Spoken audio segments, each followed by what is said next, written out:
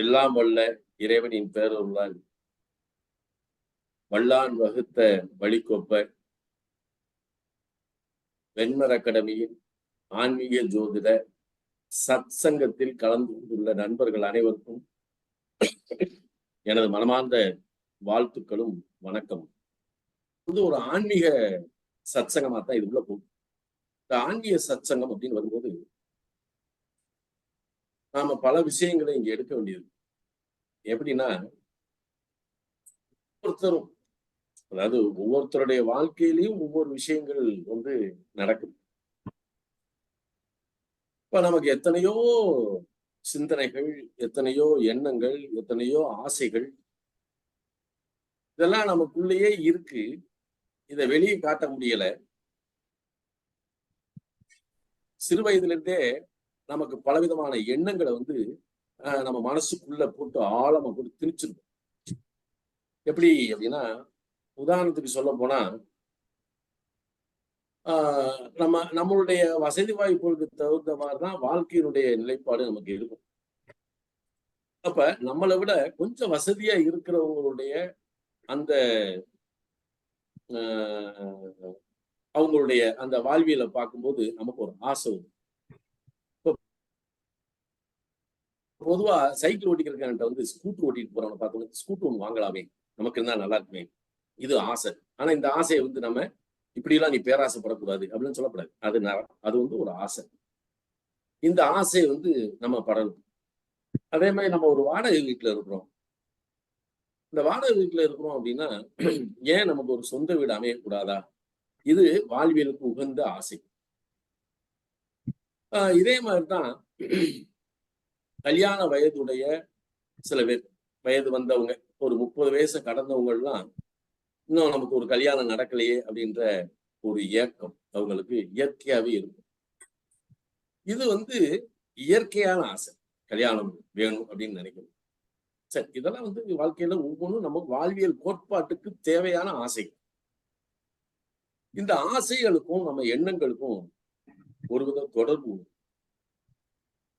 அப்ப நம்ம எண்ணங்களுடைய பதிவுகள் எந்த இடத்துல போய் பதிவாகுது அப்படின்னு நம்ம தெரிஞ்சுக்கணும். ஆசைப்பட்டது அத்தனையுமே ஆசைப்பட்ட நேரத்திலேயே கிடைச்சிருதா அப்படின்னா இல்லை. அதுக்காக நம்ம பாடுபட வேண்டியது இருக்கு, அல்லது ஒரு சில தியாகங்கள் பண்ண வேண்டியது இருக்கு. ஆனா எண்ணத்தினுடைய செயல்பாடை நம்ம எந்த இடத்துலையும் விட்டுறக்கூடாது. அப்ப எண்ணம் என்பது நம்மளை அழைத்து செல்லக்கூடிய ஒரு வழிகாட்டி. அப்ப எண்ணத்தினுடைய துணிவு அப்படின்னு ஒண்ணு இருக்கு. இந்த எண்ணம் செயலாக மாறும்போதுதான் நாம வேண்டியதை, நமக்கு ஆசைப்பட்டதை, நம்ம விருப்பப்பட்டதை அடையக்கூடிய ஒரு நிலையை அது கொடுக்கும். அப்ப எண்ணங்கள் அப்படின்னு வச்சுக்குவோம். இந்த எண்ணங்களுக்கு முன்னோடியா என்ன விளங்கும்னா, எண்ணங்களுக்கு முன்னோடியா என்ன விளங்கும்? எண்ணங்கள். சரி, ஒரு படிக்கிற பிள்ளை, ஒரு 10th படிக்கிற பிள்ளை என்ன செய்யும்? அந்த 10th நல்ல மார்க் வாங்கணும் அப்படின்ற ஒரு கான்செப்ட்லயே நிற்கும். +2 படிக்கிறவன், ஐயோ இதுல நல்ல மார்க் வந்துடணும் அப்படின்னு அவனுக்கு ஒரு ஆசை இருக்கும். +2 முடிச்ச உடனே நல்ல காலேஜ்ல போய் சேரணுமே, நமக்கு ஒரு நல்ல ஒரு எஜுகேஷன், ஹையர் எஜுகேஷன் உயர்கல்வி என்பது நமக்கு என்ன எடுக்கலாம் அப்படின்னு ஒரு குழப்பமும் அதுல இருக்கும். அதை என்ன எடுக்கலாம்னு டிசைட் பண்ணதுக்கு முன்னாடி எந்த காலேஜ்னு வரும், அந்த காலேஜினுடைய ஃபீஸ் ஸ்ட்ரக்சர்ல இருந்து, இன்ஃப்ராஸ்ட்ரக்சர்ல இருந்து எல்லாத்தையுமே நம்ம அனலைஸ் பண்ணக்கூடிய நிலை. இப்ப அவன்கிட்ட போய் நம்ம வேற விஷயத்தை பத்தி பேசணும்னு வைங்களேன், அவன் எடுத்துக்கவே மாட்டான். அவனுடைய இதெல்லாம் அதுக்குள்ளேயே தான் போகும். இது மாதிரிதான் நம்ம வாழ்வியல்ல பல விஷயங்களை நாமளே போட்டு, நாமளே குழப்பிக்கிட்டு, நாமளே அதை தேடிக்கிட்டு, தேடினா கிடைக்கலன்னு ஒண்ணு வருத்தப்பட்டுக்கிட்டு, கிடைச்சவனா அதை நினைச்சு சந்தோஷப்பட்டுக்கிட்டு, சில நேரத்துல கிடைச்சதெல்லாம் நிரந்தரம்னு நினைச்சுக்கிட்டு நம்ம வாழ்க்கை என்ன செய்யறோம்? போய்கிட்டே இருக்கும். பயணங்கள் இப்படித்தான் போகுது. அப்ப நம்மளுடைய எண்ணங்களையும் நம்மளுடைய செயல்களையும் எந்த இடத்துல எடுத்து வச்சிருக்கான் இறைவன்? அப்ப சிறு குழந்தையாக இருக்கும்போது நமக்கு ஒரு ஆசை இருக்கும். பருவ காலங்கள்ல வரக்கூடிய ஆசைகள், இதெல்லாம் பதிச்சு போய் கிடக்குது. இதெல்லாம் பதிவு உள்ளுக்குள்ள எப்படி பதிவாகும் அப்படின்னா, நம்ம சொல்லுவோம். இப்ப நம்ம இதுல சொல்றான், ஆன்மான்னு ஒண்ணு இருக்கு. இந்த ஆன்மா அப்படின்றது இந்த சரீரத்துக்குள்ள இருக்க போய்தான் இந்த ஆன்மா. இந்த சரீரத்தை விட்டு ஆன்மா விளையிடுச்சுன்னா சரீரத்துக்கு சடலம்னு பேரு. அப்ப இந்த சரீரத்துக்குள்ள இந்த ஆன்மா இருக்கிற வரைக்கும் அதுக்கு ஒரு நாமம் பேர் வச்சிருக்கான். அந்த பேருக்கு பின்னாடி பெரிய நிலைகள் இருக்கு. அதெல்லாம் மனிதனுடைய பிறப்பு. அது வச்சுக்குவோமே. ஆனா இந்த மனித மனம் என்பதும் மனம், அந்த மனம் அப்படின்றது எந்த இடத்துல இருக்கு? இல்ல ஆத்மாவுடைய சொரூபத்தை இந்த இடத்துல எங்க வச்சிருக்கான்? நம்ம சொல்லுவோம் உடனே இருதயத்தினுடைய நிலைப்பாடு அப்படின்னு நம்ம சொல்லுவோம். இருதயம் என்பது இந்த சரீரத்தினுடைய இயக்கத்தினுடைய கர்த்தா. இந்த சரீரத்தை இயக்கக்கூடிய கர்த்தா யாருன்னா இருதயம் தான். நம்ம இல்லைன்னு நான் சொல்லல. ஆனா இருதயம் இந்த இந்த ஆன்மாவை இயக்கக்கூடிய சக்தி இருந்தா கூட எண்ணத்தின் விளைவுகளை பூர்த்தி செய்யக்கூடிய ஒரு நிலை ஒன்று உண்டு. அது எந்த இடத்துல இருக்கு? இதுக்கு இன்னைக்கு வரைக்கும் எந்த ஒரு மகான்கள் வந்து திரும்பி சொல்லல. பல பேர் சொல்றான் இருதய கமலம் அப்படின்னு சொல்றான். இந்த இருதயம் என்பது அப்படியே தாமரை மலர் போன்ற நிலைப்பாட்டுக்குரியது. அது ஒரு தாமரை மலர். அதுக்குள்ள சில நினைவுகள், சில பதிவுகள் இருக்கத்தான் செய்யும். ஆனா நம்மளுடைய எண்ணங்கள் எல்லாமே இப்ப சரீரம்னு எடுத்துக்கிட்டீங்கன்னா இந்த சரீரத்துல என்ஜான் உடம்பு இது. இந்த என்ஜான் உடம்புக்கு எது பிரதானமா இருக்கு? சிரசு தான் பிரதானம். அப்ப இந்த சிரசுக்குள்ள இந்த தலைப்பகுதி தான். இந்த தலைப்பகுதிக்கு கீழே இருக்கிறது பூரா தலை இல்லை அப்படின்னு அது ஒரு முண்டம்ன்றான். ஆனா இந்த தலைப்பகுதிக்குள்ளதான் சகல விதமான சக்திகளையும் பஞ்சபூதத்தினுடைய நிலைப்பாட்டை எடுத்துக்கொள்ளக்கூடிய ஒரு சக்தியை இறைவன் வச்சிருக்கான். நம்ம ரோமக்கால்கள் எல்லாமே டிரான்ஸ்மிட்டர் தான். நம்ம சாதாரண ரோமக்கால்னு சொல்றோம். இல்ல, அது சூரிய வானமண்டலத்திலிருந்து பிரபஞ்சத்துல வரக்கூடிய கதிர்களை உள்வாங்கி நமக்கு கொடுக்கக்கூடிய ஒரு டிரான்ஸ்மிட்டர் தான் அந்த முடி என ரோமங்கள். அதுக்கு கீழே என்ன செய்யுது? மூளைன்னு ஒண்ணு இருக்கு. இந்த மூளையை இயக்கக்கூடிய சக்தி யார்கிட்ட இருக்கு? இந்த மூளை எப்படி இயங்குகிறது? மூளையினுடைய இயல்நிலை எப்படி இருக்கு? மூளைக்கு மேல இருக்கக்கூடிய 7 லேயர் என்ன செய்யுது? இதெல்லாம் இதுக்குள்ள இருக்கக்கூடியது. இது வந்து நமக்கு வேண்டாம். ஆனா கண் பார்க்கிறது.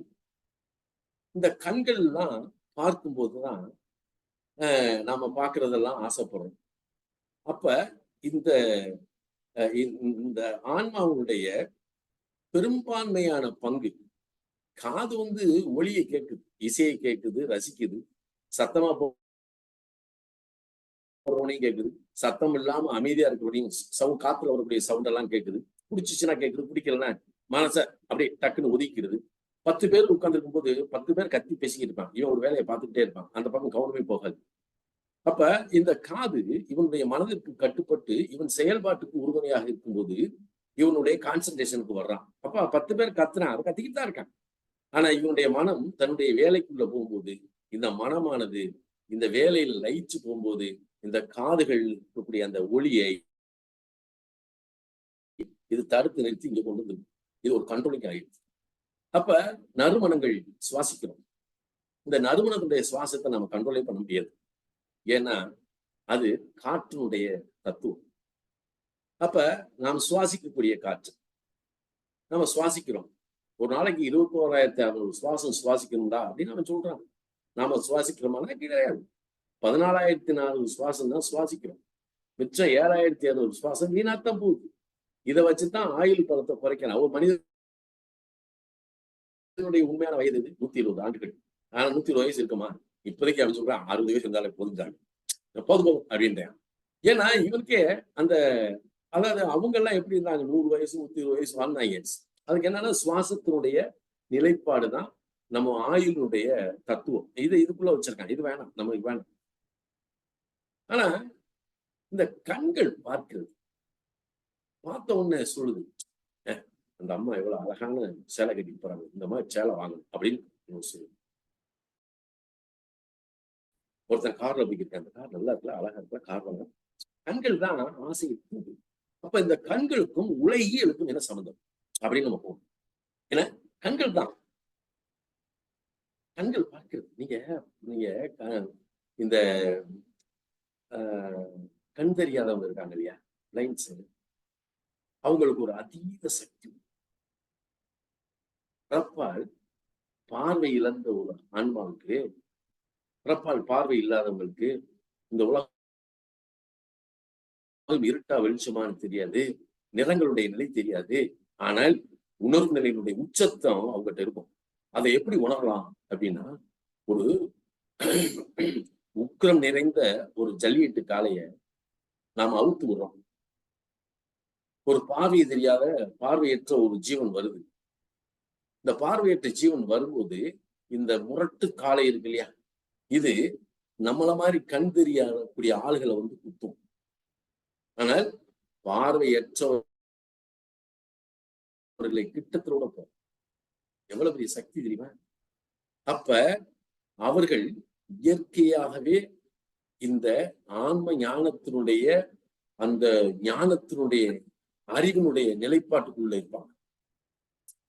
அவங்களுக்கு கூட அந்த ஆகாயம் வந்து திறந்துடும். அதை வச்சுதான் அவங்க ஐடென்டிஃபை பண்றாங்க. அவங்கள வச்சுதான் அவங்க இது பண்றாங்க. ஆனா அவங்களுக்கு மத்தது இருக்கு. சுவாசத்தை வச்சு ஸ்மெல் கண்டுபிடிச்சிருவாங்க.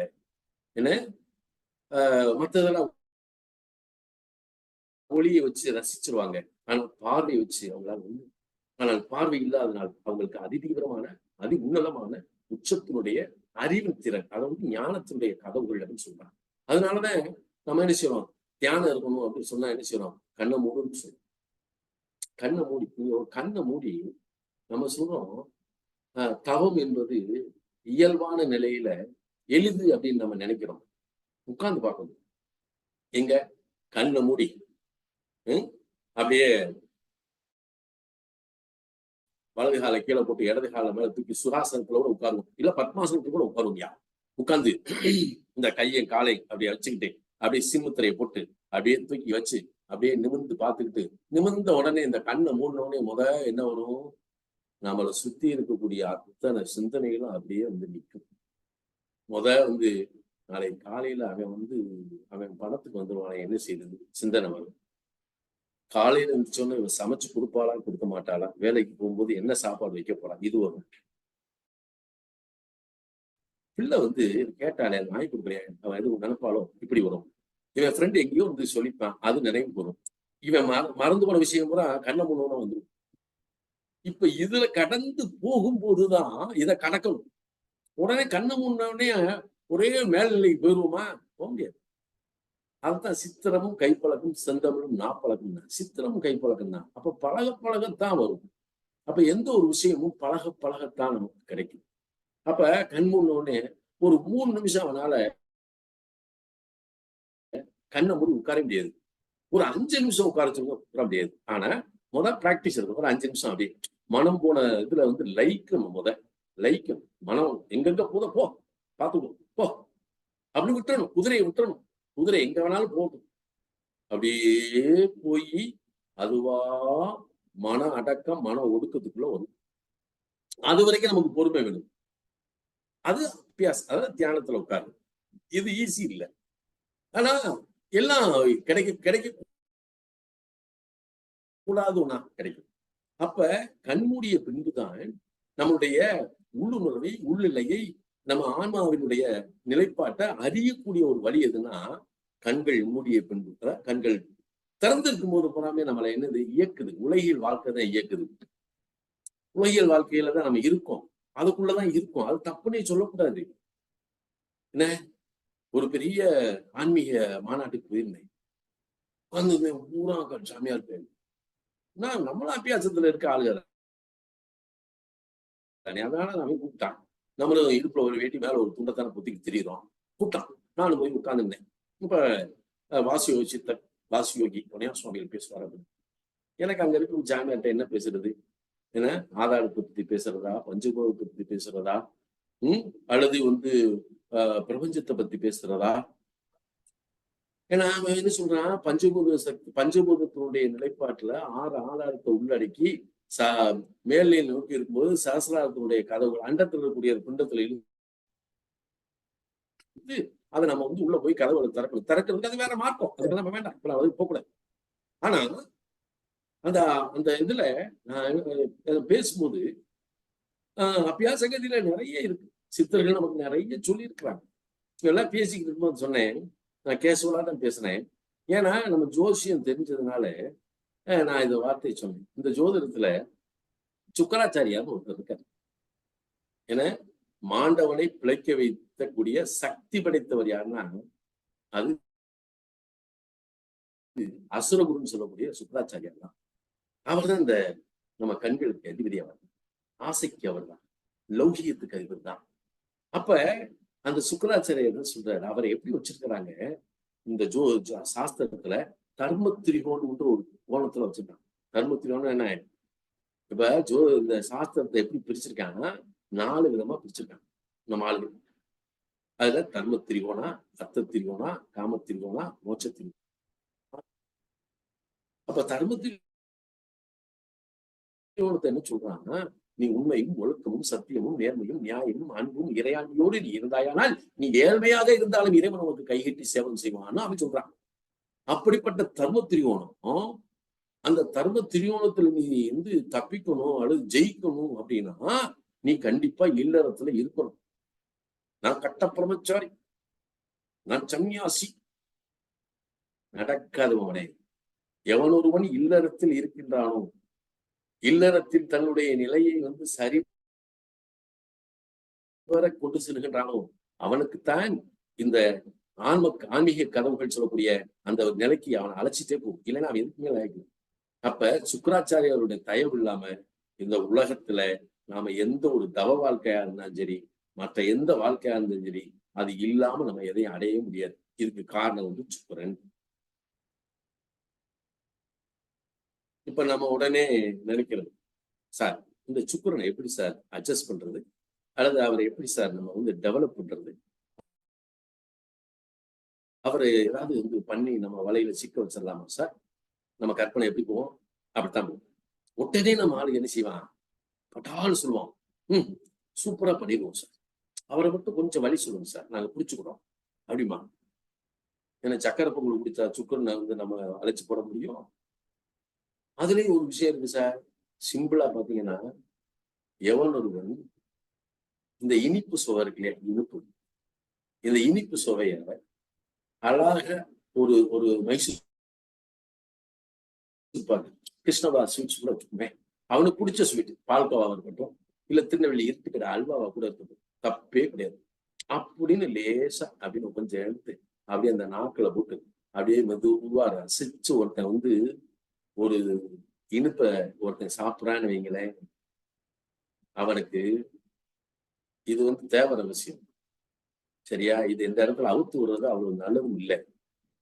ஆனாலும் சொல்றேன், இதுல சரி எனக்கு சுகர் இருக்கு அப்படின்னு சொல்லக்கூடாது. சரியா? சுகர்ல எல்லாம் அதுக்காக ஸ்வீட் சாப்பிடக்கூடாது, எனக்கு தப்பு இல்லை. ஏன்னா எவன் ஒருவன் இலகுவாக அந்த இனிப்புன்ற சுவை இருக்கு இல்லையா, அந்த சுவையை இந்த நாவுல வச்சு சுவைஞ்சு அதை முழுங்க முழுங்க முழுங்க பாத்தீங்கன்னா அவனுக்கு ஜனவசியம் அப்படின்றது சாதாரணமா கிடைக்கும். ஜனவசியம் என்ன, அப்படி இந்த உலகத்தில் இருக்க அத்தனை ஆன்மாக்களையும் அப்ப தன்வசப்படுத்தக்கூடிய ஒரு சக்தி. இன்னொன்னு என்ன தெரியுமா, இந்த ஒரு சுவையை, அந்த இனிப்பை என்ற சுவையை ஒருவன் சுவைத்து சுவைத்து ரசிச்சு ரசிச்சு ஒருத்தன் சாப்பிட்றான்னு வைங்களேன், அதுக்காக அது முழுசா ஒரு கிலோ ஸ்வீட்டை தூக்கி வாயில வைக்க கூடாது. ஏன்னா ஸ்வீட்டை தூக்கி சொல்றான்டா அப்படின்னு சொல்லிட்டு போயிட்டு ஒன்றா மைசூர்பாக 1 கிலோ வையே, நான் சாப்பிட்டுக்கிட்டே இருக்கேன், இந்த கிழவி சொன்னது நடக்குதா இல்லை அப்படின்னு போயிடக்கூடாது. நான் சொல்றேன், லைட்டா இன்னைக்கான எடுத்தா போதும். அத ரசிச்சு ஸ்வீட் சாப்பிட பாருங்க, ஒருத்தனுக்கு பொருளாதார கஷ்டமே விளக்கின் திரியை தினமும் மாற்ற வேண்டுமா? பொருளாதார கஷ்டம் இதுக்குள்ள ஒரு தனவசியம் இருக்கு, இதுக்குள்ள ஒரு தனவசியம் இருக்கு, ஜனவசியம். இந்த தனவசியமும் ஜனவசியமும் ரெண்டுமே இனிப்பு சுவைக்குள்ளதான் இருக்கு. எப்படி பாருங்க. சரி, அதைய சார் வேற மாதிரி ஏதாவது செய்யலாமா சார் அப்படின்னு நம்ம கேட்கலாம்ல. இது வேற மாதிரி என்ன செய்யலாம், எனக்கு தெரிஞ்ச ஒரு நண்பர் இருந்தார். அவரு ஜோதிடத்துல சத் சங்கத்துக்கெல்லாம் வருவாரு, போவார், செய்வார். ஆனா எப்ப பார்த்தாலும் அவர் பாக்கெட்டுக்குள்ள சாக்லேட்டா வச்சிருப்பாரு. முதல் கூட்டத்துக்கு வந்து என்ன செய்வார் தெரியுமா, எல்லாத்துக்கும் முதல் ஆளுக்கு ஒரு சாக்லேட்டா கொடுப்பாரு, நமக்கு கொடுப்பாரு. இந்த இனிப்பை பங்கிடுவது மூலமாக அவருக்கு பாத்தீங்கன்னா அவருக்கு ஒரு அற்புதமான நிலைங்க. அதாவது அவர் டெக்னிக் தெரிஞ்சவர். ஏதோ ஒரு தெரிஞ்சுதான் செஞ்சிருக்காருன்னு நான் நினைச்சேன்.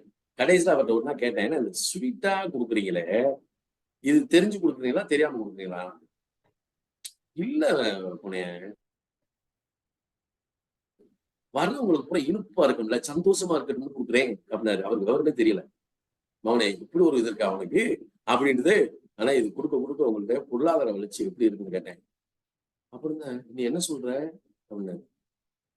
நானே இதை நீங்க குடுக்க உங்களுடைய இதை நீங்க இந்த சாக்கல்கிட்ட குடுக்கறதுக்கு முன்னாடி உங்களுடைய வியாபாரம் அல்லது பொருளாதார வளர்ச்சி என்ன செய்யணும் அப்படின்னா, நம்ம நம்ம வீட்டுல வெள்ளிக்கிழமை தான் இதுக்கு உகந்த நாள். வெள்ளிக்கிழமை மாற்று அப்படின்றதே கிடையவே கிடையாது.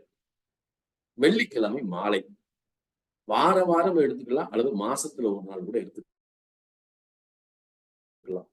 அல்லது நமக்கு இந்த ரோகிணி நட்சத்திரம் அப்படின்னு ஒரு நட்சத்திரம் வரும். ஒவ்வொரு மாசமும் பாத்தீங்கன்னா ரோகிணி நட்சத்திரம்னு ஒரு நட்சத்திரம் வரும். அது ரிஷபத்துல இருக்கக்கூடிய இந்த ரிஷபம் என்ன செய்யும் அப்படின்னா, நம்ம வாழ்க்கைக்கு தேவையான அனைத்து சுகநலன்களையும், பொருளாதாரத்தையும், குடும்ப ஒற்றுமையையும், செல்வ செழிப்பையும் தரக்கூடிய ஒரு வீடா நமக்கு பெரியவங்களால் பரிந்துரைக்கப்பட்டது. அந்த வீட்டோட அதிபதி யாருன்னா சுக்கிரன். அதுக்குள்ள இந்த சந்திரனும் உச்சப்படுத்திட்டாங்க. அதுல ரோகிணி நட்சத்திரமும் இருக்கு. இப்ப பாருங்க, இந்த வெள்ளிக்கிழமை நம்ம வீட்டுல ஒரு காப்பிடி சக்கரை பொங்கலை வச்சு, என்ன காப்பிடி சக்கரை பொங்கலை வச்சு அதை அழகா நம்ம வீட்டுல இருக்கக்கூடிய தெய்வங்களுக்கு அந்த வெள்ளிக்கிழமை ஏதாவது புஷ்பத்தை வாங்கி போடுவோம். எப்படியா போனாலும் அதாவது வாரம் பூரா கூட தீவம் போட மாட்டான், விளக்கேற்ற மாட்டான். ஆனா அந்த வெள்ளிக்கிழமை மட்டும் வீட்டுல பொங்கலை என்ன செய்வாங்க, அன்னைக்கு போயிட்டான் ரொம்ப சங்கடப்பட்டு குளிப்பாங்க. எப்படி நம்மளால எப்படி குளிப்பாங்க, வெள்ளிக்கிழமை குளிக்கணும், விளக்கு போடணுமோ, இந்த உணர்வே இருக்கக்கூடாது. ஆனா நான் எல்லாத்தையும் சொல்லல, நான் எல்லாத்தையும் பேசலாம். சில பேர் நினைச்சுறாங்க, இப்ப இடைப்பட்ட காலகட்டத்துல இந்த யூடியூபர்ஸ் எல்லாம் இருக்காங்க இல்லையா, அவங்க என்ன செஞ்சுட்டாங்க, ஒரு பொம்பளையும் ஒரு ஆம்பளையும் நிம்மதியா தூங்கக்கூடாதாம் அப்படின்னு சொல்லி போட்டு பிரம்ம முகூர்த்தத்தை எந்திரிச்சு நீ இதை செஞ்சாதான் அவனுக்கு இது நடக்கும்ட்டான். அவன் சொன்னது உண்மையிலே அவனையும் பாராட்டணும். நம்ம ஆளுகளிட்ட எந்திரிக்க மாட்டான்ல, 8 மணியா இருந்தாலும் சரி, அலாரம் அடிச்சுக்கிட்டே இருக்கும், நம்மளால எந்திரிக்கவே மாட்டான். என்ன இவன் சொன்ன, நீ 3:30 மணிக்கு எந்திரிச்சு குளிச்சுட்டு நீ இந்த விளக்கு போட்டேன்னா அவன் வீட்டுல காசு பணம் தங்கும்னு சொன்னோன்னு அவன் 2 மணிக்கு எந்திரிச்சு குளிச்சு ரெடி ஆயிடுறான். ஆமாவா இல்லையா? இதான் நடக்குது. அப்ப இந்த இடத்துல எதை சொன்னா ஒருத்தன் தூங்க மாட்டானோ அதை அவன் சொல்றான். உண்மையில ஆக்சுவலா பிரம்ம முகூர்த்தத்துக்கு இருக்கக்கூடிய ஒரு வலிமை வந்து வேற எதுக்கும் கிடையாதுதான். அப்ப என்ன செய்யறான், பிரம்ம முகூர்த்தத்துல எந்திரிச்சு, ஏன் அட்டமி கிடையாது, நவமி கிடையாது, வெள்ளி கிடையாது, செவ்வாய் கிடையாது, சனி கிடையாது, பிரம்ம முகூர்த்தத்துல ஒருத்தன் தாலியை கண்டா கூட அதுக்கு தோஷமே கிடையாது. ஏன்னா பிரம்ம முகூர்த்தத்துல செய்யக்கூடிய காரியங்கள் எல்லாமே சக்சஸ்ஃபுல்லானது. அதை நம்ம அது வந்து இயற்கை வந்து அங்கீகரிக்கப்பட்ட ஒன்று பிரம்ம முகூர்த்தத்தில். அப்ப பிரம்ம முகூர்த்தத்துல எந்திரிக்க போறான் பாருங்க, ஆஸ்பத்திரிக்கே போக மாட்டான். ஏன்னா அந்த பிரம்ம முகூர்த்தத்தில் இருக்கக்கூடிய அந்த காற்றினுடைய தன்மையை சுவாசிக்க இவனுடைய உடல்நிலை அது சரியாயிடும். ஏன்னா உடல் சரியாயிடும். ஆனா இதுல என்ன நம்ம பார்க்கணும், நம்மளால என்ன செய்வான், இப்ப அப்படி அவன் சொன்ன உடனே நிறைய பேர் யூடியூப்பை பார்த்துட்டு 3:30 மணிக்கு இருந்துச்சு விளக்கு போட்டு வீட்டுல பூஜை பண்ணிக்கு இருக்காங்க இருக்கான். உண்மையில அவனை வாழ்த்தணும், இந்த நம்ம மக்களையும் வாழ்த்தணும். ஆனாலும் அதுக்கு மீறின ஒரு ஜீவன்களா இருக்குல்ல, அது என்ன செய்யும், வாழ்நாள்ல வெள்ளி செவ்வாய்க்கு தீபம் போடணும்னு கடமைக்கு தீபம் போடுறது இருக்கு. சில பேர் என்ன செய்றாங்க, உணர்வுபூர்வமா வந்து வீட்டுல விளக்கு போட்டு அந்த வெள்ளிக்கிழமை தூப தீபம் காட்டி அந்த தெய்வத்துக்கு நைவேத்தியம் பண்ணி அதை வந்து சிறப்பா பண்ணக்கூடிய மக்களும் இருக்காங்க. நான் வந்து வகையா எல்லாத்தையும் ஒரே தட்டுல வைக்கப்படாது. அப்படி வரும்போது வெள்ளிக்கிழமை நினைச்சலாம், வெள்ளிக்கிழமை மக்கள் எழுந்திரிச்சு அந்த சாயங்கால நேரம், அப்ப மாலை நேரம் நம்ம இதை வச்சுக்கிடுவோம். இந்த ரோகிணி நட்சத்திரம் எல்லா காலமும் வெள்ளிக்கிழமை வருமானம் வராது. ரோகிணி நட்சத்திரம் வரக்கூடிய நாள் நம்ம டிக் பண்ணிக்கலாம். இந்த ரோகிணி நட்சத்திரத்துக்கு என்ன செய்யணும், நம்ம வீட்டுல அது சிம்பிளா ஒரு சக்கரை பொங்கல் போட்டுக்கணும். அதை நம்ம வீட்டு தெய்வத்துக்கு நைவேத்தியம் பண்ணணும். ஏற்கனவே நான் வந்து வரிமுறை வந்து இதே ஆன்மீக ஜோதிடத்துல ஆன்மீக ரீதியா சொல்லியிருக்கேன். எப்படின்னா, அதாவது சகல சாபங்களையும் சகல தோஷங்களையும் போக்கக்கூடிய ஒரு வல்லமை.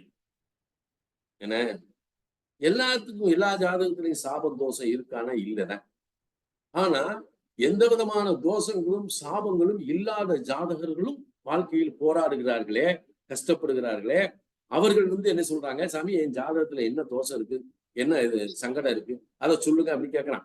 இல்ல, ஆனா அவன் ஏன் கஷ்டப்படுறான்? அது கர்மமணி சூத்திரத்துக்கு உட்பட்டது. அது கர்மமணி சூத்திரம். அதை நம்ம கண்டு உணர்ந்து அதை எடுத்து இதை இப்படி பண்ணணும்ன்ற ஒரு கதவை திறந்து விட்டோம்னா அவன் வெளியே வந்துருவான். ஒரு கதவை திறக்கணும். எல்லா ஜாதகத்திலையும் கதவு இருக்கு. அப்ப அந்த கதவை மட்டும் லைட்டா அப்படின்னு திறந்துட்டோம்னா ஒவ்வொருத்தருக்கும் ஒவ்வொரு ஒரு ஒரு பிரகாசம், ஒரு வாழ்க்கை மேன்மை அப்படின்றது இருக்கு. ஆனா அது இறைவன் எந்த நேரத்துல அதை திறக்க சொல்றானோ அப்பதான் திறக்க முடியும். ஆனா நாம வாழ்வியல் என்ன செய்யலாம், நமக்கு இயற்கையான உணர்வுபூர்வமான ஆக்கப்பூர்வமான இந்த உலகியல் வாழ்க்கையில் யதார்த்தமான சில நடைமுறைக்கு உட்பட்ட ஆசாபாசங்களுக்கு வழி தேடணும். அதான் முக்கியம். நவக்கிரகங்கள் எது வேணா வழிகாட்டிட்டு போடும், எது வேணா என்ன செஞ்சுட்டு போகுது. ஒருத்தருக்கு குரு தசை நடக்கலாம், சனி தசை நடக்கலாம், ராகு தசை நடக்கலாம், செவ்வாய் தசை நடக்கலாம், என்ன தசை வேணாலும் நடக்கணுங்க. அதை பத்தி கவலையே படக்கூடாது. என்ன அப்ப நம்ம என்ன செய்யணும், என்ன அந்த இதுல நான் முதல்ல சொன்னது என்னன்னா, உத்திரட்டாதி நட்சத்திரத்தன்னைக்கு அதாவது சகல விதமான சாபங்களையும் தோஷங்களையும் போக்கக்கூடிய ஒரு வல்லமை இந்த உத்திரட்டாதி நட்சத்திரம் வச்சிருக்கேன். ஏன்னா அந்த பூசவன்சம் உத்திரட்டாதி நட்சத்திரத்துக்கு போகக்கூடிய ஒரு பேருண்மை நம்ம உணரணும். ஆனா பல பேரு அதை செஞ்சு அதை சொல்லும் போது நமக்கு ரொம்ப சந்தோஷமா இருக்கு. அப்ப உத்திரட்டாதி நட்சத்திரத்தனைங்க என்ன செய்யணும், நம்ம வீட்டுல அந்த சாயங்கால நேரம் மாலை நேரம் 6 மணி ஆன உடனே ஒரு விளக்குல வேப்பெண்ணெய் ஊத்திடணும். வேப்பெண்ணெய் விளக்கு. இது போய் பத்தி காட்டணுமா சார், சூடம் காட்டணுமா சார், அதெல்லாம் ஒண்ணு வேண்டாம் சார். விளக்க மட்டும் போடு, வீட்டுக்குள்ள சாமி ரூமுக்குள்ளே போட்டு விட்டுரும். இந்த வேப்பெண்ணையிலிருந்து வரக்கூடிய அந்த வாசமானது நம் வீட்டில் இருக்கக்கூடிய துர்தேவதைகளை, தீய சக்திகளை, எண்ண பிறல்களை, அதாவது கண்ணடி பட்டாலும் கண்ணடி படக்கூடாதுங்க நம்ம வாழ்க்கை சொல்லியிருக்காங்கல்ல. அப்ப அது என்ன செய்யும், அந்த விதமான ஒரு சங்கடங்களே அந்த வீட்டுக்குள்ள ஒந்துக்குள்ள நுழைஞ்சு இருக்க அத்தனையும் கிளியர் பண்ணி இந்த வாசத்தை சுவாசிக்கக்கூடிய நமக்கும் நம் உடம்பில் இருக்கக்கூடிய சங்கடங்களை அந்த நினைக்கிட்டோம். மறுநாள் இழுப்பெண்ணெய் விளக்கு போட்ட உடனே அது என்ன செய்யும், நல்ல பரிணாமம் சொல்ல சுத்தமான அந்த நல்ல காத்து இருக்கு இல்லையா, நல்ல காத்து. அதாவது நல்ல காத்துனா நல்ல சக்தின்னு நம்ம எடுத்துக்கலாம். அந்த சக்திகளை பூரா ஒண்ணு சேர்த்து உள்ள கூட்டிட்டு இந்த இழுப்பெண்ணெய் அவ்வளவு சக்தி. அப்ப இழுப்பெண்ணெய் என்ன மாற்றங்கள், என்ன செயல்களுடைய, அதாவது அந்த வேவரிங்கா இருக்கிறது, குழப்பமா இருக்கிறது, இதெல்லாம் சரிப்படுத்தக்கூடியதுன்னா இழுப்பெண்ணெய் தான். அப்ப இழுப்பெண்ணெய் மறுநாள் போட்ட உடனே அது உங்களை ஒரு வழிநிலைப்படுத்தும் நம்மளை. 3வது நாள் விளக்கெண்ணெய் விளக்கு போடும், அதுலயே விளக்கெண்ணெய் ஊற்றி விளக்கெண்ணெய் போடும். இதுதான் ஆதர்சனமானது. அப்ப அந்த விளக்கெண்ணெயை போட்டு விளக்கு போட்ட உடனே அடாடாடா அந்த தெய்வீக சக்தி பூரா அந்த வீட்டுக்குள்ள வர்றதை பார்க்கலாம். விளக்கெண்ணெய்க்கு மட்டும்தான் தெய்வங்கள் இறங்கி வரும், தெய்வ சக்தி இறங்கி வரும். இடையில கொள்ள பேர் நம்மளை காப்பரா பண்ணிவிட்டான். காப்பரா பண்ணிவிட்டான் என்ன, நம்மளை கூட செதைச்சிட்டான். நல்லெண்ணெயில விளக்கேத்து உடனே ஒரு பெரிய பாட்டில் என்ன விற்கிறாங்க, இதுல ஏத்துனா உனக்கு சகல சௌபாய்க்கு. அது என்ன கழிவெண்ணெய், ஒரு ஃபேக்டரியில கழிவானதை சுத்தி கொடுத்து ஏத்தி கொடுத்துருக்காங்க, அதை நம்ம ஏத்திக்கிட்டு இருக்கோம். அதெல்லாம் வச்சுக்கிட்டோம். ஆனா விளக்கெண்ணெயில விளக்கேத்தின உடனே தெய்வ ஆகர்ஷணம் அந்த இடத்துல ஒரு ஒரு ஒரு ஒரு இடத்தை பரிசுத்தப்படுத்தக்கூடிய ஆற்றல் யாருக்கு உண்டு, எந்த எண்ணெய்க்கு உண்டு அப்படின்னா விளக்கெண்ணெய் தான் உண்டு. இந்த விளக்கெண்ணெயை போட்ட உடனே தீய சக்தியில உள்ள வராது. செய்வனை தோஷங்களை விலக்கி விட்டு, செய்வன தோஷங்கள் செய்வன கூட்டங்களை கூட வெளியே தரும், உள்ளே அண்ட விடாது. அப்ப பரிசுத்தமான, அப்ப விளக்கெண்ணெயிலிருந்து வெளிவரக்கூடிய அந்த வாசமானது விளக்கு எரிய அந்த வாசத்தை சுவாசிக்க அந்த காற்றில் இருக்கக்கூடிய அந்த இதை சுவாசிக்கும் போது இந்த சரீரத்தில் இருக்கக்கூடிய ஈரம் அப்படின்றத இந்த உஷ்ணத்தையும் வெப்பத்தையும் குளிர்ச்சியும் சமப்படுத்தி சரி ஈரத்தை கொடுத்து வாழ்வியலிலே ஒரு உடலை சரீரத்தை சமப்படுத்தக்கூடிய ஆற்றல் விளக்கணை மட்டும். ஏன்னா நல்லெண்ணெய் தீபத்திலிருந்து வரக்கூடிய வாசம் என்ன செய்யும்? நரம்புகளை கூட மட்டுப்படுத்தும், நரம்புகளை சைலண்ட் பண்ணும். அவன் ஏன் சனி நீராடுக்கு கொடுத்தான்? அவன் நல்லெண்ணெய் ஏன் சனி நீராடுன்னு சொன்னான்? சனிக்கிழமை எண்ணெய் வச்சு நல்லெண்ணெய் வச்சு குடிச்சா இந்த நரம்பு மண்டலங்கள் பூரா சமச்சீராகும் அப்படின்னு தான் அவன் அதை சொன்னான். அப்ப 4வது நாள் என்ன செய்யணும்? அப்படியே நெய்யில விளக்கு போடும். அதுல நெய்யை ஊத்தி விளக்கு போடும்போது அந்த வீட்டிற்குள் மகாலட்சுமியுடைய வாசம் வந்துருது. மகாலட்சுமி மட்டும் இல்ல, நல்ல சக்தி பரிணாமங்கள் பூரா உள்ள வரும். அதுக்குள்ள அற்புதமான சக்தி இருக்கு. எது? நெய்யை தீபம் ஏற்றனோடனே மகிழ்வுடன் கூடிய மகாலட்சுமி அந்த இல்லத்திற்குள் வந்து சேர்வார். அதுக்கு அடுத்து அந்த 5வது நாள் தேங்காய் எண்ணெய் அதுல ஊத்தி நம்ம தீபம் ஏத்தணும்னு நம்ம அம்மா இருக்கிற இடத்துல யார் தேடி வருவா? அப்பா தேடி வந்துருவார். யாரு? நம்ம அப்படியே சிவசக்தி ஐக்கியம் அங்க வந்துடும். அப்படியே ரோகிணி நட்சத்திரத்துல மிச்சம் இருக்கக்கூடிய அத்தனையும் போட்டு விளக்கேத்தி அத அன்னைக்கு ஒரு காப்படி சக்கரை பொங்கல் வச்சு அதை ஒரு தாம்பால் தட்டுல இலையில வச்சு அதுல ஒரு அரும்புல் கட்டு, சின்ன அரும்புல் வாங்கி அதுல பரப்பி 2 வாழைப்பழமோ 5 வாழைப்பழமோ வச்சு நம்ம பூஜை ரூம்ல அதை வச்சு நிவேத்தியம் பண்ணணும். நிவேத்தியம் பண்ணும்போது முதல் நிவேத்தியம் என்ன பண்ணணும்? இறைவா, இந்த நெய்வேத்தியத்தை, அதாவது நம்ம குலதெய்வத்தில இருந்து இஷ்ட தெய்வத்தில இருந்து நம்ம வழிபடக்கூடிய தெய்வத்திலிருந்து அத்தனை தெய்வத்துக்கு நெய்வேத்தியம் பண்ணி அதை அப்படியே கொண்டு போய் பசுமாடு. இதை செய்ய செய்ய செய்ய வறுமை ஒழியும், உடல் நலம் காக்கும், பொருளாதாரத்தினுடைய நிலை உயரும். அந்த குடும்பத்துல எத்தனையோ ஜென்மம் அதாவது வம்சத்துல என்ன ஒரு பாதகம் இருந்தாலும் சரி விளைக்கும். இதுக்கு இவ்வளவு ஒரு சக்தி உண்டு. இந்த இடத்துல நம்ம எதை பார்க்கிறோம்? இங்க என்னத்தை பார்க்கிறோம்னா, இந்த ரோகிணி நட்சத்திரத்து அன்னைக்கு நாம ஒரு சக்கரை பொங்கலுக்கு அப்படி சக்கரை பொங்கலை நல்லா வச்சு அழகா அதை தெய்வத்திட்ட வச்சு நிவேத்தியம் பண்ணணும். நைவேத்தியம் பண்ணி அதை நம்ம சாப்பிடணும். நமக்கு வீட்டுக்கு வர்றவங்களுக்கு தான். அதுக்காக நீங்க வெளியில போயெல்லாம் கொடுக்கணும் அப்படின்ற அவசியம்லாம் இல்லை. அன்னைக்கு ரோகிணி நட்சத்திரத்துக்கு உங்களுக்கு நல்ல வசதி இருக்கு அப்படின்னு வச்சுக்கோங்களேன். வசதி இருக்குன்னா நீங்க என்ன செய்யணும்? உங்க பக்கத்துல கூடிய அம்பாள் கோயில் ஏதாவது இருந்துச்சுன்னா அந்த அவரை ஆச்சாரியார்கிட்ட சொல்லி, சுவாமியில ஒரு படி சக்கரை பொங்கல் போடுங்க அப்படின்னு சொன்னீங்கன்னா போட்டு அங்க நெய்வேத்தியம் பண்ணி இதையும் கொடுக்கலாம், தப்புலாம் கிடையாது. ஆனால் ரோகிணி நட்சத்திரத்து அன்னைக்கு நீங்க நான் சொல்றேன், ஸ்வீட் சாப்பிடுறவனுக்கு அந்த சக்தி இருக்கு. நாம எங்கோ தன விஷயத்துக்கு எங்கெங்கயோ போறோம், இல்ல இதுக்குள்ளதான் இருக்கு. அப்படி சக்கரை பொங்கல் அப்படி சாப்பிட வெள்ளிக்கு அந்த ரோகிணி நட்சத்திரத்துல இந்த சக்கரை பொங்கலை வச்சு வீட்டுல நெய்வேத்தியம் பண்ணும்போது நம்ம என்ன செய்யணும்? அதை விநாயகருக்கு அதை நெய்வேத்தியம் சமர்ப்பயாமி சொல்லிட்டு அதுக்கடுத்து என்ன செய்யணும்? நம்ம குலதெய்வத்துக்கு அந்த நெய்வேத்தியம் சமர்ப்பயாமி அப்படி சொல்லணும். அதுக்கடுத்து நம்ம இஷ்ட தெய்வங்கள், நமக்கு விருப்பப்பட்ட எல்லா வீட்டுல வச்சிருக்க அத்தனை தெய்வங்களுக்கு அதை நெய்வேத்தியம் பண்ணி அழகாக அது பண்ணி அதை என்ன செய்யணும்? சாப்பிட்டா இந்த எந்த லக்கணத்துல பிறந்தாலும் சரி, எந்த ராசியில பிறந்தாலும் சரி, அவனுக்கு என்ன தசை நடந்தாலும் சரி, அவனுக்குள் ஒரு செல்வ செழிப்பை கொடுத்து வாழ்க்கையினுடைய வசதி வாய்ப்புகளை அது ஒவ்வொரு நாளும் வளர்த்து கொண்டு வரும். இது ஒரு சூட்சமான விஷயம். சரி, இது இயற்கையினுடைய எல்லாருமே செய்யணும், நம்ம செய்யலாம். பட் அவன் மேல என்ன வச்சிருக்கான்? அருளையும் பொருளையும் ஒண்ணா வச்சிருக்கான். பொருளை அடைந்த பின்பு அருளை அடைவது சங்கடம், அது கிடைக்காது.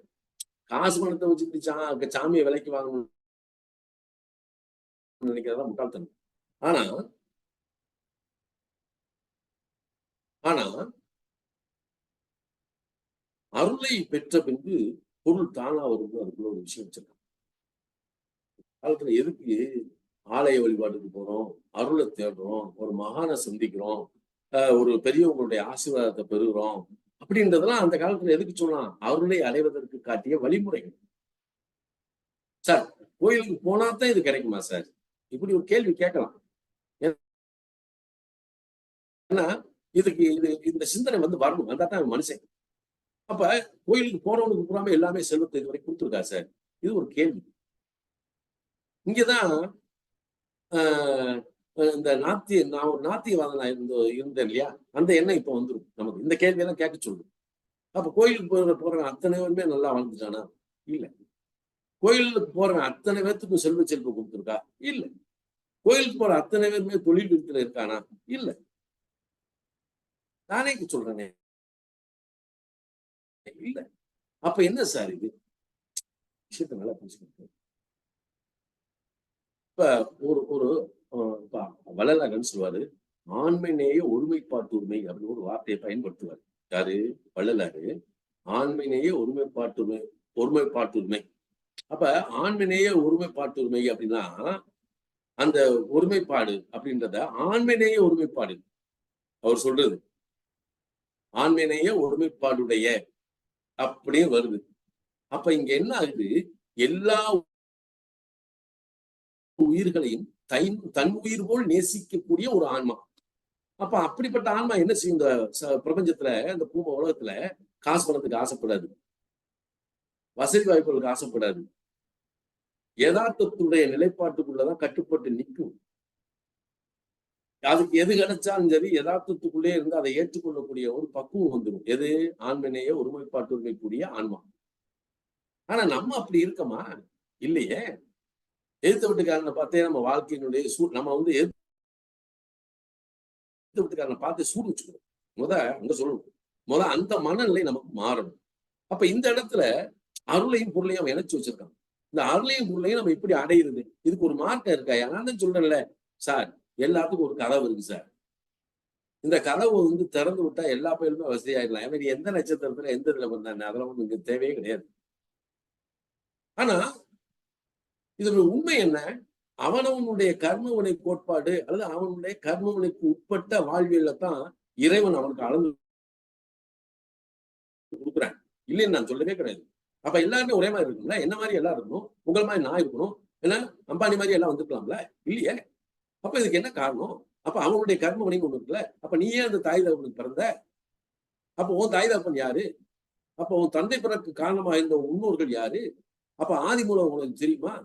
உன் தாத்தா பேர் தெரியும். தாத்தாவுடைய தாத்தா பேரு கூட உனக்கு தெரியலாம். அதுக்கு முந்தின பேர் தெரியுமா? அப்ப உன்னுடைய ஆதி மூலத்தை நீ எப்படி பாப்ப? அப்ப ஆதி மூலம் ஒண்ணு இருக்கே, நீ அது உனக்கு தெரியுமா? அதை அறியக்கூடிய நிலை உனக்கு உண்டா? அப்ப அந்த ஆதி மூலத்துக்கு நீ உன் தந்தை வழி முன்னோர்கள், உன் தந்தையுடைய தந்தை தந்தை தந்தை தாத்தா தாத்தா தாத்தா தாத்தாவுக்கு தாத்தா அந்த ஆதி அவன் யாருன்னு உனக்கு தெரியுமா? அப்ப அவனுக்கு நீ செய்யக்கூடிய கைமாறு என்ன? சரி, அவன் உனக்கு எதுவும் செய்ய போறானா? அப்ப முப்பரிணாமத்துல என்ன செய்யுது? நீ உன் தந்தையினுடைய தந்தை அப்படின்ற வரைக்கும் போகலாம். அதுக்கு மேல ஒரு ஸ்டெப் போனா உன் தந்தையுடைய தாத்தா வரைக்கும் போகலாம். அப்ப உனக்குள்ள இவன் சொல்றான் 30 வருஷம் வாழ்ந்தவங்கள 30 வருஷம் தாழ்ந்தவங்கன்னு ஒரு சப்ஜெக்ட வைக்கிறான். ஜோதிட சாஸ்திரம் முப்பரிமாணத்துல 3 பாரியாயமா பிரிச்சிருக்கான். இந்த 3 பாரியாயத்துக்குள்ள சில வேலைகள் நடந்துகிட்டு இருக்கு. அப்ப 3 பாரியாயங்கள் யாரு? நீ, உன் தந்தை, உன் சந்ததி இப்படி வச்சுக்கிறான். அப்போ சந்ததின்னு வரும்போது உன் முன்னோர்கள் அந்த இடத்துல கொண்டு வைக்கிறான். அப்போ உன்னுடைய முன்னோர்கள், உன் தந்தை பிறகு காரணமாக இருந்த உன் முன்னோர்கள், அவர்கள் செய்த தர்மத்தின் விளைவாக, அவர்கள் செய்த நற்செயல்களின் விளைவாக உனக்கு ஒரு சந்ததி உதயமாகுது அல்லது உனக்கு சந்ததி கிடைக்கும்ன்றதை அவன் அடிப்படையா வச்சு போயிட்டான். அப்ப உனக்கு பிறக்கக்கூடிய குழந்தை என்னமோ நீ பிறக்கக்கூடிய குழந்தை எல்லாம் கிடையாது. உன்னுடைய முன்னோருடைய ஆசீர்வாதத்தால் பிறந்த குழந்தை அது. அப்ப அவங்க செய்த தர்மத்தினுடைய நிலைப்பாடு இந்த குழந்தையினுடைய மூலமா உனக்கு வந்திருக்கு. இப்ப என்கிட்ட நிறைய பேர் கேட்பாங்க, சார் பூர்வ புண்ணியம் நல்லா இருக்குன்றதை எப்படி சார் தெரிஞ்சுக்கிறது? என்னுடைய பூர்வ புண்ணியம் நல்லா இருக்குன்றதை நான் எப்படி சார் உணர்ந்துக்கிறதுன்னு கேட்பான்.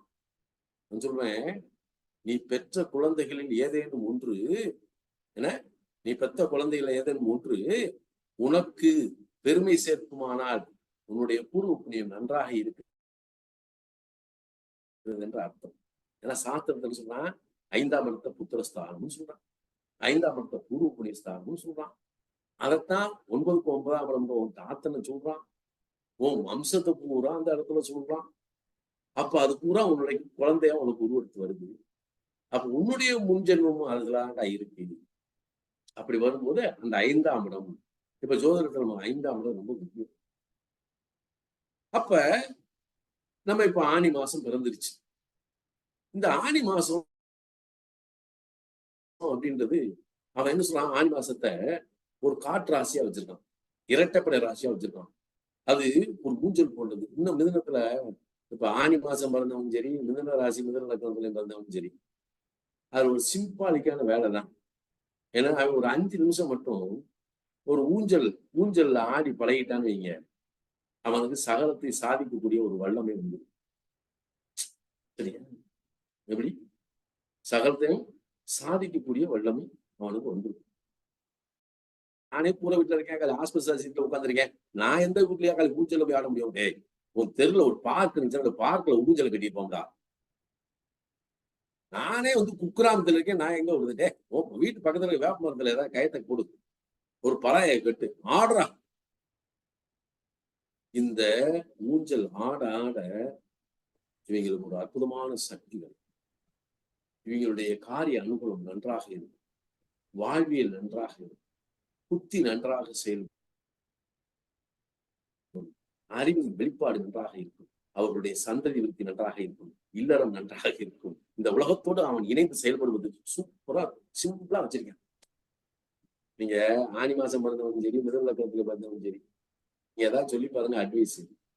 அவன் சொல்றது உங்களை கேட்க வச்சுக்குவான், நீங்க சொல்ல எவன் கேட்கவே மாட்டேன்.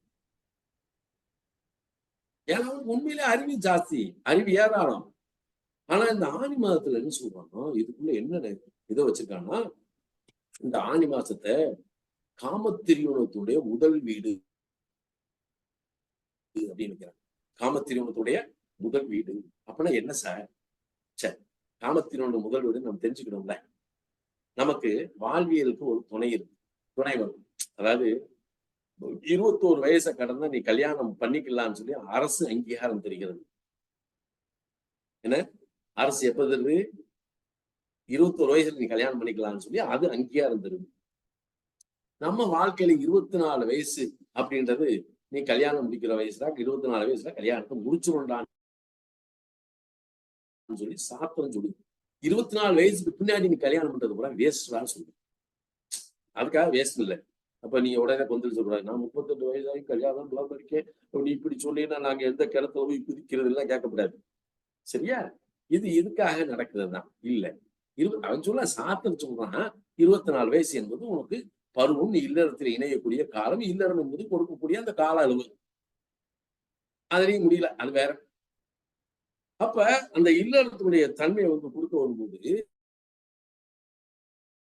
நீ எப்படி இந்த உலகத்துக்கு வந்தேன்னு ஒரு வார்த்தையை எடுக்கணும். ஏன்னா நீ யார்?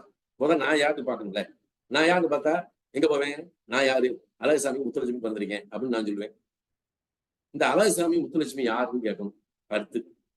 அப்ப எங்கேயோ ஸ்ரீவில்லிபுத்தூர்ல பிறந்த அழகர்சாமிக்கு புதுக்கோட்டையில பிறந்த முத்துலட்சுமியை கொண்டு போய் எப்படா கட்டினாயன்னு தரணும்.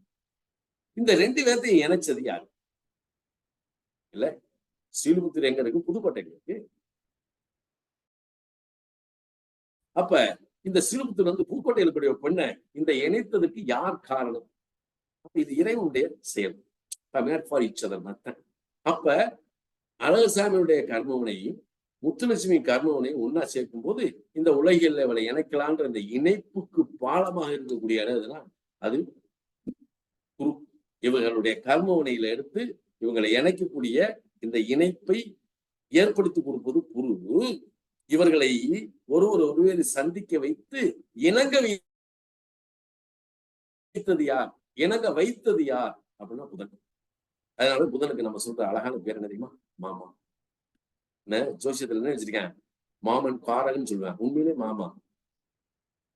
ஏன்னா ஒருத்தன் புரோக்கர் வேலை பார்த்தாலும் புதன் தான் வேணும், மீடியேட்டரா இருந்தாலும் புதன் தான் வேணும், ரியல் எஸ்டேட் புரோக்கரா இருந்தாலும் புதன் தான் வேணும், ஒரு திருமண தகவல் நிலையத்தை பாஸ் பண்ணணும்னாலும் புதன் தான் வேணும், தபாலை கொண்டு போய் சேர்க்கக்கூடியவரா இருந்தாலும் போஸ்ட்மேன் பேர்ல அவரும் ஒரு தூதரா தாங்க, அதுக்கு புதன் தான். என்ன அப்ப இந்த புதன் தான் என்ன செய்து ஒருவரை பார்க்க வைக்கும் போது அப்ப 2 பேரையும் சந்திக்க வைக்கக்கூடிய அந்த சந்திப்பு அப்படின்றத இந்த புதன் போய் இருவரையும் இணங்க வைப்பது புதன். அதான் இந்த மிதுனம். மிதுனம் என்பது மைதுனம் பேர். ஒரு ஆணினுடைய வீரத்தையும் பெண்ணினுடைய நளினத்தையும் பறைசாற்றுகின்ற இடம் எதுனா ஜோதிட சாஸ்திரத்துல மிதுனம். இதுக்குள்ளதான் வச்சிருக்கான். இப்ப இந்த இடம் தான் உலகத்தில் இருக்கக்கூடிய அனைத்து உயிரினங்களையும் ஒன்று சேர்க்கக்கூடிய, ஒற்றுமைப்படுத்தக்கூடிய, இணைக்கக்கூடிய, இணைவு தரக்கூடிய ஒரு வீடு. இந்த பக்கத்துல இருந்து போன் எடுக்கிறோம், அப்படி டயல் பண்றோம், ஹலோ ஐ எம் பொன்னேன் ஸ்பீக்கிங் அப்படின்னு சொல்றோம். அந்த பக்கத்துல நான் ராமகிருஷ்ணன் ஸ்பீக்கிங் சொல்றாரு. இந்த இணைப்பை கொடுப்பது புதன். உனக்குள்ள இருக்கக்கூடிய உறவு அல்லாத உணர்வுபூர்வமான ஆன்மாக்களை ஒன்று சேர்க்கக்கூடியது புதன். உறவு அல்லாதன்னு சொல்றேன். உறவுக்கு இங்க வேலையே இல்லை. உறவு வேறு, உறவினர் என்பது வேறு. அப்ப உறவு அல்லாத உணர்வுபூர்வமான ஆன்மாக்களை இந்த உலகத்திலே உனக்குரியவர்களை ஒன்று சேர்க்கக்கூடியது யாருன்னா புதன். அப்படி வரும்போது இந்த ஆணி அப்படின்னு சொல்லக்கூடிய இந்த மாசத்துடைய சிறப்பு இதுக்குள்ள என்ன வச்சிருக்கான், திருவாதிரைன்னு ஒரு அற்புதமான நட்சத்திரத்தை வச்சுக்கிட்டான். இப்ப திருவாதிரை நட்சத்திரம் நம்ம என்ன சொல்லுவோம், அது சிவனுடைய நட்சத்திரம் அப்படின்னு சொல்லிடுவோம். நம்ம மாற்றுக்கருத்தெல்லாம் இல்லை, நான் அதுக்கு எதிராக வரல. ஆனா இந்த திருவாதிரை நட்சத்திரம் புதனுடைய வீட்டில இருக்கு. இப்ப சூரியன் என்ன செய்வார், இந்த திருவாதிரை நட்சத்திரத்துல மெல்ல ஏறுவார். எப்ப, ஆனி மாசம் 7ஆம் தேதிக்கு பின்னாடி அப்படியே திருவாதிரைக்குள்ள வந்து நிற்பார். அப்ப சூரியன் ராகுடைய நட்சத்திரத்தில் சஞ்சாரம் பண்ணும் போது, ஒரு கார்த்திகை உத்திரம் உத்திராட நட்சத்திரத்தில் ஒரு பிறப்பு பிறந்து விட்டால் அவன் தந்தையினுடைய தாத்தா மறுபிறப்படுத்து உனக்கு குழந்தையாக வந்திருக்கிறான் என்பதை எழுதியே தரலாம். எப்படி, கார்த்திகை உத்திரம் உத்திராடம் என்ற நட்சத்திரத்துல ஒரு குழந்தை சூரியன் திருவாதிரையிலே சஞ்சாரம் பண்ணும்போது பிறந்து விட்டால் உன்னுடைய அப்பாவோட தாத்தா தான்டா வந்திருக்கடா பிள்ளையா, அந்த குழந்தை பிறந்து. தர்மாவை சூரியன் ராகுதான் எழுதுறாங்க. அப்ப தகப்பனாருடைய தாத்தா செய்த வினை இவனுக்குள்ள வந்து நிற்கும். இவன் மூலமா இவனுக்கு வெளிப்பாடு பண்ணும் குழந்தையா வந்து. அப்ப இந்த இடத்துலதான் இப்ப நடைமுறையில ராஜ பகவான் என்ன செய்யறாரு, மீனத்துல சஞ்சாரம் பண்ணிக்கிட்டு இருக்காரு. அவரு ரேவதி நட்சத்திரத்துல பண்ணிக்கிட்டு இருக்காரு. ஜூலை மாசம் 7ஆம் தேதி உத்திரட்டாதிக்குள்ள இறங்க போறாரு. அதாவது உலகத்தையே வந்து ஒரு பெரிய ஒரு மாற்றத்துக்கு ஆளாக்க போறதுதான் ராகு உத்திரட்டாதிக்குள்ள வர்றது. ராகு உத்திரட்டாதி உலகியல் நிலைய மாறும். அது நம்ம இப்ப விவரிக்க வேண்டாம், நம்ம சொல்ல வேண்டாம். நம்ம வாழ்க்கைக்கு தேவையானதை மட்டும் பார்ப்போம். அப்ப ராகு உத்திரட்டாதிக்குள்ள இறங்க போற, அது வரைக்கும் ரேவதியில தான் நிக்கிறாரு. இப்ப இந்த புதன் என்ன செய்வாரு, அப்படியே திருவாதிரைக்குள்ள வந்து உட்கார்ந்துட்டாரு. உட்கார்ந்து நாளைக்கு வந்துருவாரு. சூரியன் ஆனி மாசம் 7ஆம் தேதிக்கு முன்னாடி வந்துடும். இப்ப இந்த இடத்துல நாம என்ன பண்ணணும், படிச்சு முடிச்சுட்டு வேலை இல்லாம இருக்கக்கூடியவங்க நிறைய இருக்கான், வெளிநாடு போகணும்னு ஆசைப்படுறவங்க நிறைய இருப்பான், மாப்பிள்ளை கிடைக்கலன்னு பல பேர் இருப்பான். அது ஆணு பொண்ணு இருக்கலாம். சரியா? அப்ப இல்லறத்தினுடைய இயக்கம் அப்படின்றது ஒண்ணு இருக்கும். இதுக்கெல்லாம் ஒரு தீர்வு என்ன தெரியுமா, நம்ம அங்கங்க போய் ஆளாகால விஷத்தை உண்ட சிவனை போய் நாம தரிசனம் செய்வதை விட நேர பெருமாள் கோயிலுக்கு போகணும். ஏன்னா இந்த ஆனி மாசத்துல பெருமாள் கோயிலுக்கு போகணும். அப்படி பெருமாள் கோயில்ல போய் என்ன செய்யணும், கொடிமரத்துக்கு முன்னாடி நம்மளுடைய சங்கல்பத்தை வச்சுக்கணும். இந்தியெல்லாம் சூடம் ஏத்தலாம், இப்ப ஏத்த விட மாட்டாங்க. விளக்கு போடலாம், அது இப்ப பண்ண மாட்டாங்க. ஏன்னா கொஞ்ச நாள் நம்ம சாமியை கும்பிடக்கூடாதுன்னு கோயில காட்சி பொருளாம் மாத்திட்டாங்க. நம்ம சுரம் இல்லாமே பிரம்மாண்டமா ஒரு போராட்டத்தை எடுத்து காட்டினாதான் அது திருந்துவாங்க. இல்லாட்டி எல்லா தெய்வத்தையும் காட்சி பொருளாக்கிட்டாங்க. கொடிமரத்துக்குள்ள போகாமே உங்களை திசை திருப்பி போய் சாமி கும்பிட வைக்கிறாங்க. அது புண்ணியமே கிடையாது. கொடிமரத்துக்கிட்ட போய் நம்ம சுவாமி அப்படின்னு சொல்லி அவர்கிட்ட வந்து நமக்குள்ள உறவு சொல்லி எனக்கு இதெல்லாம் வேணுமாடாங்கப்பா அப்படின்னு வேண்டுறதுலதான் இருக்கு. அங்க வேண்டிட்டு தான் நம்ம உள்ள போகணும். அப்ப பெருமாள் கோயிலுக்கு போறோம்.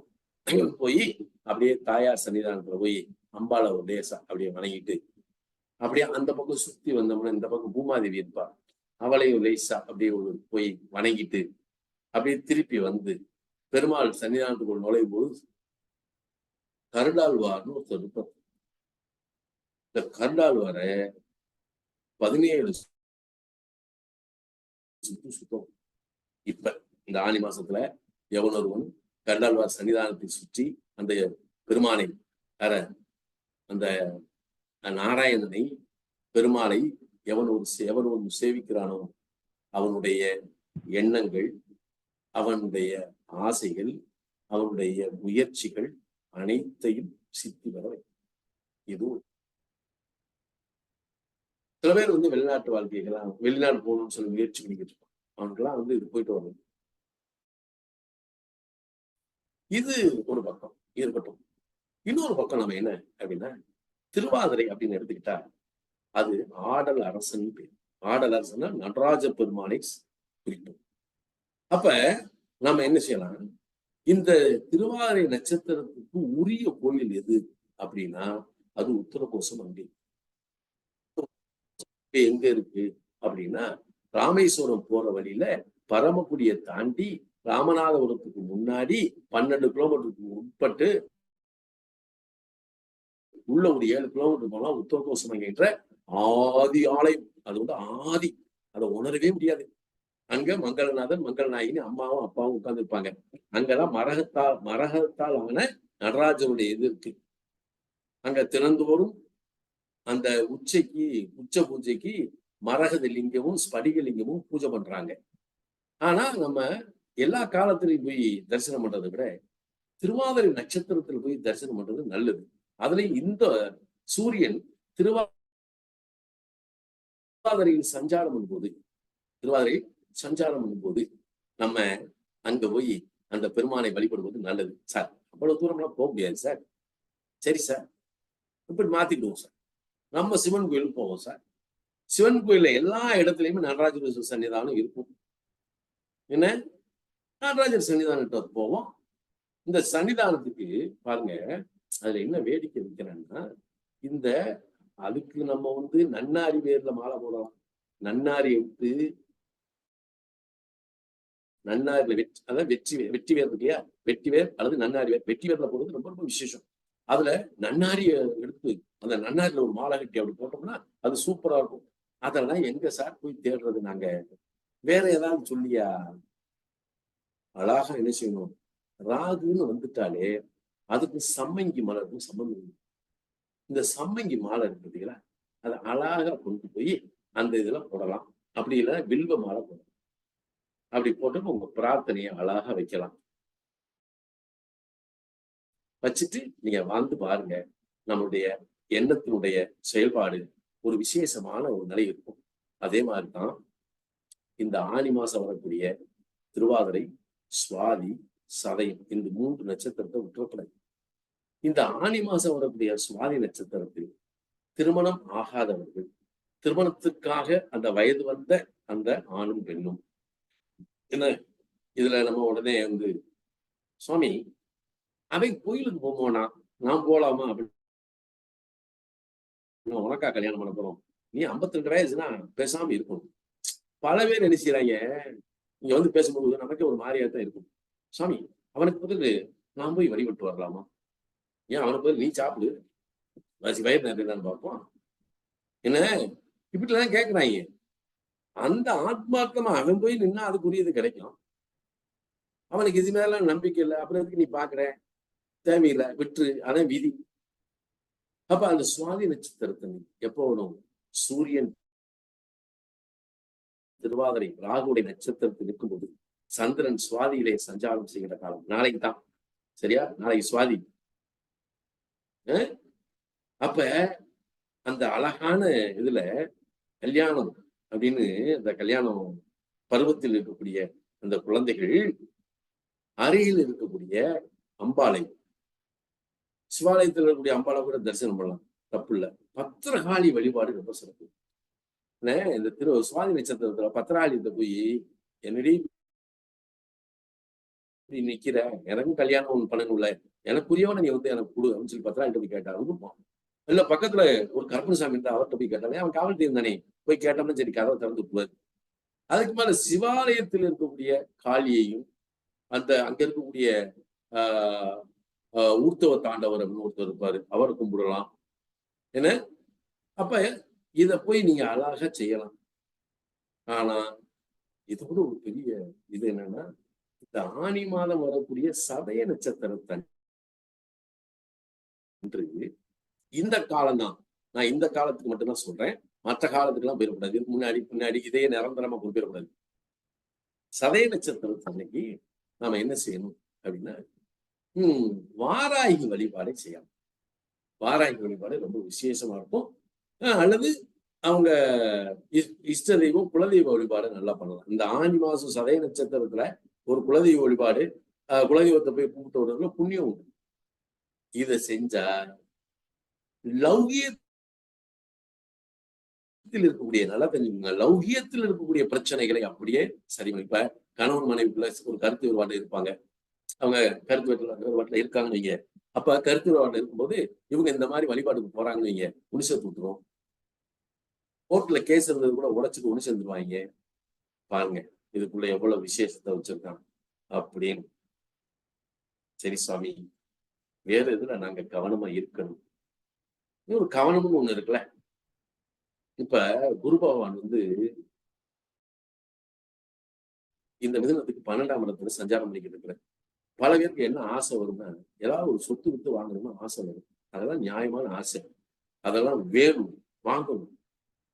அப்ப இந்த இடத்துல நீங்க போய் ஒரு இடத்துல போய் இடம் பாக்குறீங்கன்னா, அத கொஞ்சம் நல்லா பார்த்து அதுல இன்வெஸ்ட்மெண்ட் பண்ணுங்க. தப்பெல்லாம் கிடையாது. அதுவும் ஜூலை மாசம் 7ஆம் தேதிக்கு பின்னாடி, இப்ப இந்த குரு ரோகிணியில போகும்போதே நீங்க ஒரு சொத்து வாங்குறீங்கன்னா, அது பிற்காலகட்டத்துல உங்களுக்கு பன்மடங்கு பெறுகிறதா, அதுல வாழக்கூடிய விஷயமா, அதனால பலனளிக்கக்கூடிய விஷயமா இருக்கு. அப்ப இந்த காலகட்டத்தில் நம்ம இப்படி செய்யலாமா? இதுல மெயினா என்ன செய்யணும்னா, இந்த ஆனி மாசம் ஒவ்வொரு வெள்ளிக்கிழமையும் உங்களுக்கு அருகாமையில் இருக்கக்கூடிய ஆலயத்தை தரிசனம் செய்யுங்கள். ஆலயத்துக்கு போகாம இருந்துடாதீங்க. வெள்ளிக்கிழமை போங்க. ஆனி மாசம் நான் பிறந்தேன் சாமி, வெள்ளிக்கிழமை போ.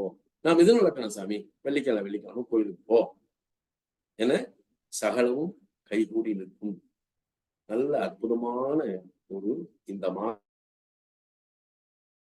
நேரத்தில், ஏன்னா எனக்கு இங்கிருந்து நான் பயணம், எனக்கு கொஞ்சம் நான் கிளம்பணும். அதுக்காக இங்க மென்பொருள் உட்கார்ந்துருக்கேன். சகலமானவர்களுக்கும், என் நண்பர்களுக்கும், உங்கள் அனைவருக்கும் நான் வணங்கும் வல்லநாட்டு சித்தர் சாது சிதம்பர சுவாமிகளும் அன்னை மீனாட்சியும் உங்கள் வாழ்வில் நல்ல வளத்தையும் நலத்தையும் தந்தரல வேண்டுமாய் வேண்டிக் கொள்கின்றேன். நன்றி, நன்றி, நன்றி.